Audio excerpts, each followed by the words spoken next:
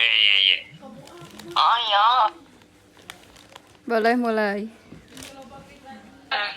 Ya, Dulu ya. belum. Izin bertanya ya. Jadi kan ada beberapa perusahaan yang si penjualannya teh sama gitu. Contohnya kayak KFC sama McD. Nah, mereka teh kan sama-sama ngejual ayam. Terus di benak si masyarakat juga si merek itu teh udah terkenal gitu, udah familiar. Ada gak sih strategi tertentu yang dilakuin perusahaan yang si penjualannya teh sama gitu sama yang lain biar si perusahaan itu teh lebih unggul daripada merek yang lain gitu. Jelas gak? Oke, jelas. Jadi kayak KFC sama McD kan jualannya sama. Terus gimana strateginya gitu? Biar Ya ada strategi yang tertentu yang dilakuin mereka teh biar lebih unggul daripada Tapi merek ya, yang lain. ini mah pendapat aku sendiri gitu. Kan udah tahu merek KFC sama McD, menurut aku mah lebih menang McD sih. Lebih menang KFC gitu. Udah marah demi Allah. Kenapa gitu? Karena mungkin rasanya lebih enak kalau untuk ayamnya gitu. Karena kan jargonnya juga KFC jagonya ayam. Jadi walaupun sama, pelanggan menurut aku lebih banyaknya ke KFC. Dan secara juga ya, kalau aku rasain gitu, kalau mau buat ayam enaknya KFC, tapi kalau buat burger itu enaknya McD gitu. Jadi pasti walaupun sama, pasti dari salah satu tuh punya andalannya gitu, menu andalan. Nah itulah yang buat strateginya mungkin untuk terus bisa hidup lah si perusahaan itu tuh gitu. Mungkin gitu singkatnya, kalau ada tambahan atau yang lainnya bisa dibantu sama teman-teman yang ada di forum ini. Izin menyangga, Diman. Boleh. Sebenarnya Bisa juga. Sebenarnya aku kurang setuju sama pendapat Devan karena di yang tadi Devan bilang kan ada sesuatu yang beda gitu di antara perbandingan tersebut. Namun kan balik lagi ke kesetiaan pelanggan mereka.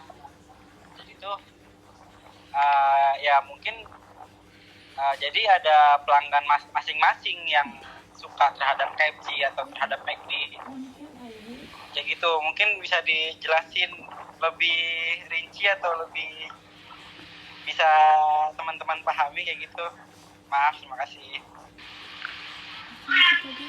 Iya, terima kasih Tajul. Benar Tajul. Jadi kalau misalkan orang yang sukanya McD ya pasti bakal McD, kalau KFC ya pasti bakal KFC gitu. Jadi strateginya tadi pasti punya menu andalan. Kayak aku kan Jul, aku sukanya ke KFC gitu. Tapi cuman kalau beli burger pasti ke McD. Karena ya itu punya andalannya gitu. Itu strateginya sih menurut aku mah. Itu.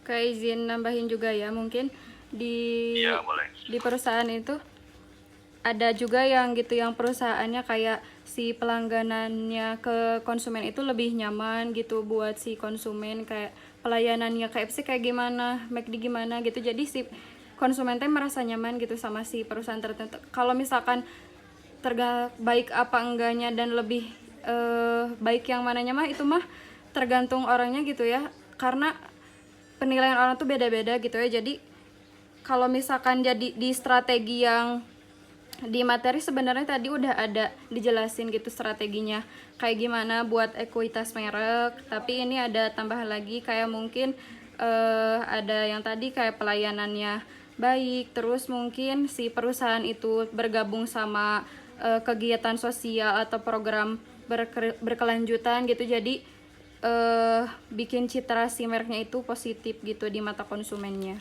kayak gitu dari aku. Iya, terus juga ada tambahan lagi ya, kayak kalau misalkan ya aku mah kayak jujur aja gitu, kalau beli ayam gitu, waktu itu kan kayak ke KFC gitu, situ tuh banyak promo banget gitu dibandingkan sama di McD gitu. Jadi pasti faktor itu juga menjadi faktor pendukung dari dari segi promonya gitu. Kalau misalkan di McD misalkan harganya normal, tapi kalau di KFC itu banyak sekali promonya, mungkin dari situ juga bisa menjadi pendukung ya bagi kehidupan perusahaan tersebut gitu. Baik, mungkin itu jawabannya. Bagaimana siapa tadi, Najwa ya? Berarti si perusahaan teh gitu apa sih, ngadain menu yang beda gitu, menu istimewa yang dari perusahaan itu sendiri, terus pelayanan yang baik, terus perusahaan ngadain sosialisasi sama ngadain promo-promo gitu. Ya kayak gitu. Kayak makasih. Ya sama-sama Najwa. Oh ya, buat teman-teman yang udah nambahin, yang udah jangga, terima kasih. Menjadi wawasan juga bagi aku pribadi dan teman-teman yang ada di sini. Pertanyaan selanjutnya silakan. Aku ya yang bertanya. Oh iya, Tajul. Iya. Tadi kan Tajul ini ya. Sorry. Iya. Mangga Tajul. Ya, makasih buat kelompok kiri yang sudah menjelaskan. Ingin aku yang bertanya.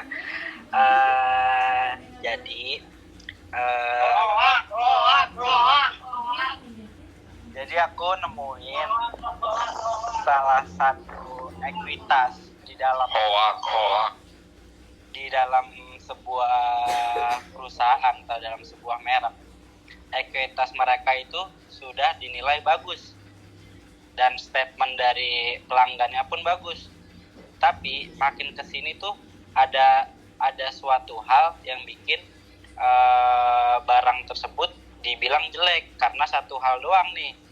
Terus bagaimana cara memperbaiki statement buruk dari suatu brand atau suatu merek, nilainya dibilang buruk karena ada satu doang kesalahan dari mereka, kayak gitu. Apakah sudah jelas pertanyaannya? Kalau boleh tahu kesalahannya apa? Jadi kesalahan itu mereknya sudah bagus nih. Nah, terus dari dulu pun bahan mereka bagus. Dan namun ketika di tahun 2023 kalau nggak salah, tiba-tiba bahan mereka tiba-tiba makin kualitasnya makin rendah atau makin tipis lah. Dan itu banyak kritikan dari pelanggan mereka. Dan bagaimana cara agar pelanggan bisa terpuaskan kembali. Tapi itu emang nyata gitu. Itu emang nyata. Emang Karena nyata. Iya. Jadi kan jatuhnya kalau ada suatu statement tiba-tiba buruk nih, yang dari dulu udah dibangun ekuitasnya nilainya bagus, tiba-tiba jadi jelek dong. Iya benar. Nah ya, jadi bagaimana Kayak tuh contoh cara kayak mengembalikan brandnya, statement kayak- baiknya? Gitu, makasih. Iya. Sama-sama. Oke, aku mau jawab ya. Kalau kata aku mah gitu ya. Kalau kata aku mah lebih di rebranding ulang gitu. Jadi harus di branding diulang lagi dari awal gitu. Misalkan nih KFC gitu ya. Misalkan ada masalah gitu dari ayamnya gitu atau busuk atau gimana gitu ya. Misalkan ini.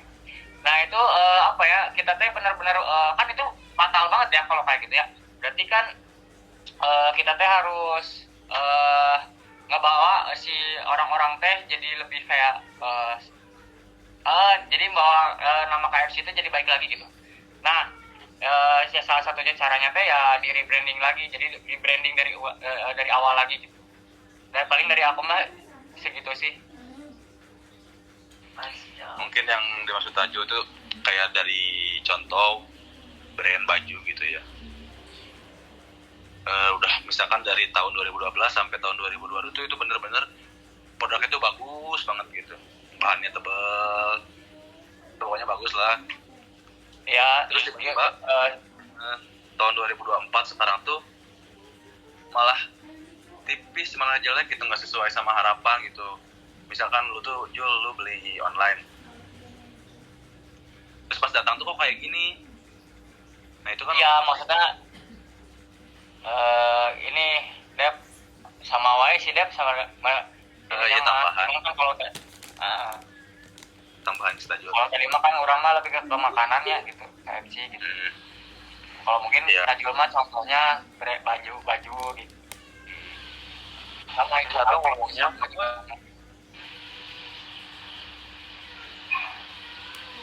kumami.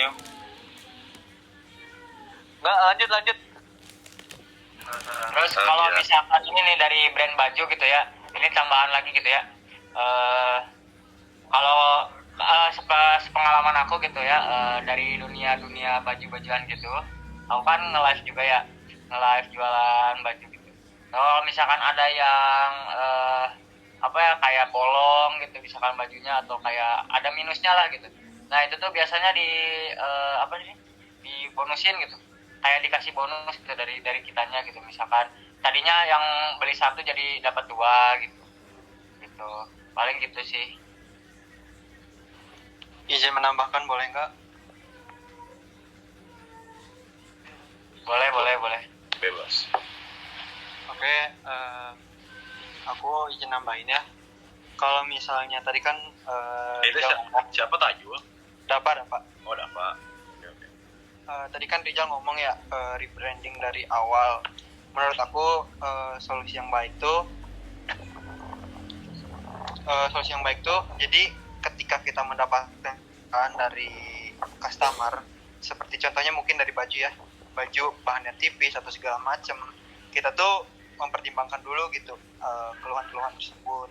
Ketika emang bajunya tipis atau seperti apa sablonannya jelek, kita tuh harusnya lihat dulu gitu dari situasi yang ada. Ketika kita punya rasionalisasi yang jelas dari alasan-alasan tersebut, kita juga bisa memperjelas gitu. Kalaupun notabene nama kita sudah kurang lah gitu, kita tuh bisa memperbaiki dari keluhan-keluhan yang sebelumnya. Kayak misalnya contohnya apa aja, baju apa ya, waktu itu ada merek, jadi dia tuh emang banyak lah keluhan yang sekarang tuh jadi kurang lah kualitasnya. Cara dia tuh memperbaiki kualitasnya kembali, mungkin susah ya untuk membuat kualitasnya dari seperti awal, cuman ya memperbaikilah kualitasnya. Lalu dia mengundang beberapa influencer gitu, atau berkolaborasi dengan beberapa influencer untuk menaikin engagementnya dia lagi gitu.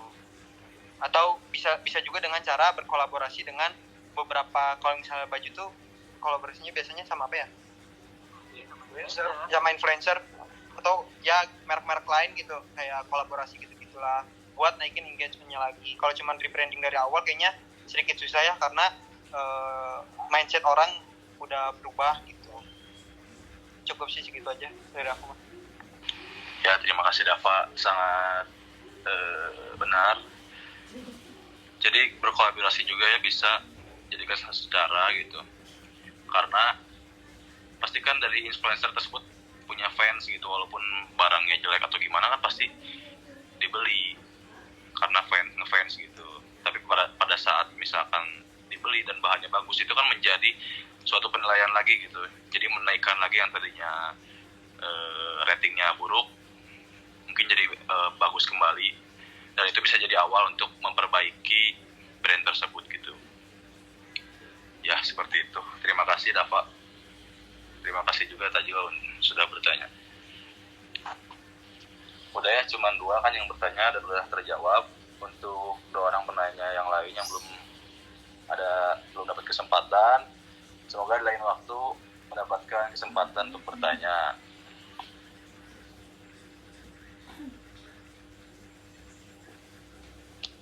Di sini saya akan membacakan kesimpulannya ya. Ekuitas merek yang kuat memberikan keunggulan kompetitif bagi perusahaan.